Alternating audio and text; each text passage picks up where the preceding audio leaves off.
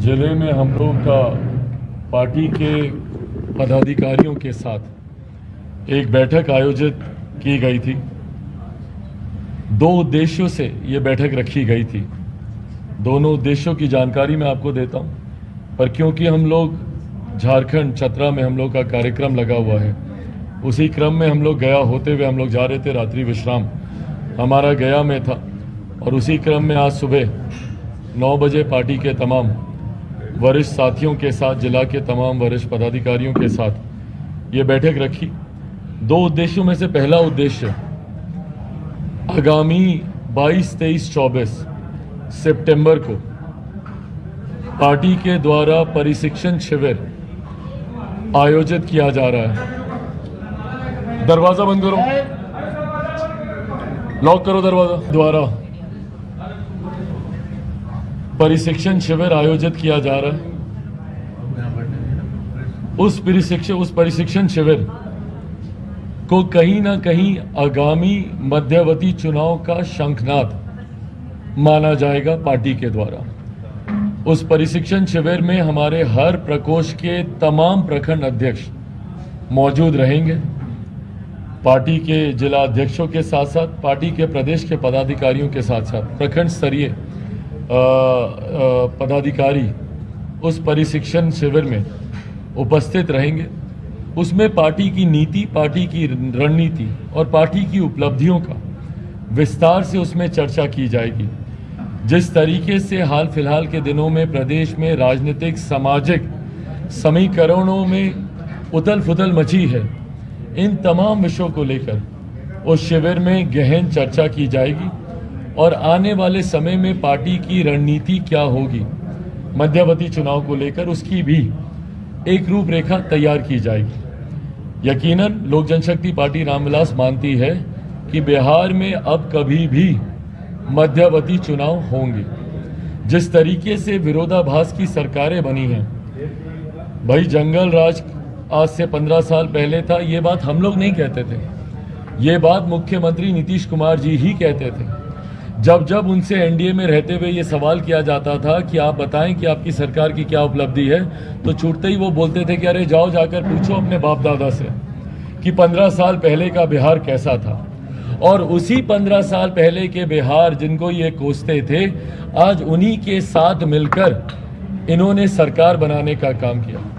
जो मुख्यमंत्री अपने शब्दों पर नहीं टिके, उस मुख्यमंत्री की विश्वसनीयता समाप्त हो चुकी है। बार बार जिनके ऊपर इन्होंने दोषारोपण किया, उस वक्त के उप मुख्यमंत्री के ऊपर भ्रष्टाचार के आरोप लगाकर ये गठबंधन से अलग हुए और फिर उन्हीं के साथ मिलकर इन्होंने सरकार बनाने का काम किया। लोकतंत्र के मंदिर में खड़े होकर इन्होंने ये वादा किया था कि मिट्टी में मिल जाऊंगा, भाजपा के साथ नहीं जाऊंगा। 2017 में उन्हीं के साथ मिलकर इन्होंने सरकार बनाने का काम किया। तो भैया ऐसे में इनकी विश्वसनीयता बची कहाँ है? और जो मुख्यमंत्री बार बार जनादेश का अपमान करता हो, जो मुख्यमंत्री बार बार जनादेश के खिलाफ जाकर सरकार बनाते हों अपनी कुर्सी को बचाने के लिए। भाई 2015 का जनादेश महागठबंधन के लिए था, इन्होंने सरकार चलाई एनडीए के साथ मिलकर। परिणाम स्वरूप तीसरे नंबर की ये पार्टी बने 2020 में। जो ये चिराग मॉडल इनके पार्टी के नेता बोलते हैं, भैया क्या है चिराग मॉडल? जन भावनाओं का प्रतीक है, प्रतिबिंब है जन भावनाओं का चिराग मॉडल। उस बात का आक्रोश था कि भैया आपने जनादेश का आपने खिलाफत की है, महागठबंधन के लिए था, आप क्यों एनडीए के साथ चले गए 2017 में? और उसी का इनको परिणाम भुगतना पड़ा, तीसरे नंबर की पार्टी बन गए। एक बार फिर इन्होंने जनादेश का अपमान किया है। तो अगले मध्यवर्ती चुनाव आते आते तक संभवतः मुख्यमंत्री नीतीश कुमार जी की पार्टी अपना खाता भी नहीं खोल पाएगी। तो जहां एक तरफ सरकारों में अपनी अपनी व्यक्तिगत महत्वाकांक्षाओं को लेकर ये रशाकशी है, जदयू राजद, भाई इन्होंने भी नो एंट्री के बोर्ड दिखाए थे, सब किए थे, पर आज अपनी व्यक्तिगत महत्वाकांक्षाओं के लिए ही दोनों दल इकट्ठे हुए हैं ना। भाई कोई बिहार में विकास के कार्य रुके हुए थे और उसके लिए ये नई सरकार बनी है, ऐसा तो हुआ नहीं है। मुख्यमंत्री जी ने खुद कहा है कि मेरी पार्टी के टूटने का डर था। तो भाई आपने अपनी पार्टी के डर से आपने ये निर्णय लिया है, बिहार के हित में लिया गया ये निर्णय नहीं है। और जो पार्टी, जो राजनीतिक दल विश्वास मत जनता का खो चुकी है। वो सदन में विश्वास मत हासिल करें, उसके कोई मान्य बचते नहीं है।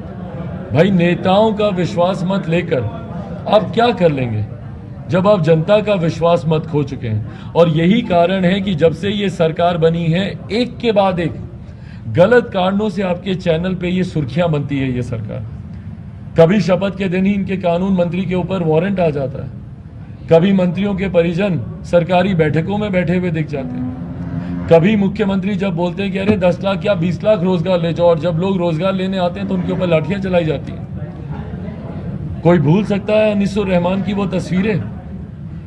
किस तरीके से, किस बर्बरता से अनीसुर रहमान के ऊपर लाठियां चलाई गई थी। एक युवा बिहार का जो अभ्यर्थी, जो भर्ती के लिए अपनी जायज मांग को लेकर शांतिपूर्वक तरीके से आंदोलन कर रहा था। भाई क्या गलत बात कर रहा था? वो अपने अधिकार की ही लड़ाई लड़ रहा था ना। आप लोगों ने वैकेंसीज निकाली क्योंकि शिक्षकों की जरूरत है बिहार में, और लाखों की संख्या में ये जरूरत है। तो भैया जब जरूरत है तो आप बहाली क्यों नहीं कर रहे? सीटेट बीटेट के जितने भी अभ्यर्थी हैं वो आज सड़क पर हैं, क्यों है भैया?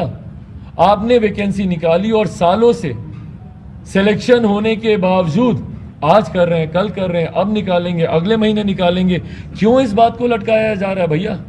क्या कोई बैकडोर से, क्या कोई भ्रष्टाचार की योजना तैयार की जा रही है इनकी नियुक्तियों को लेकर, इनकी भर्तियों को लेकर? 7वें चरण की भर्ती अभी तक सरकार ने क्यों नहीं निकाली? सरकार जवाब दे।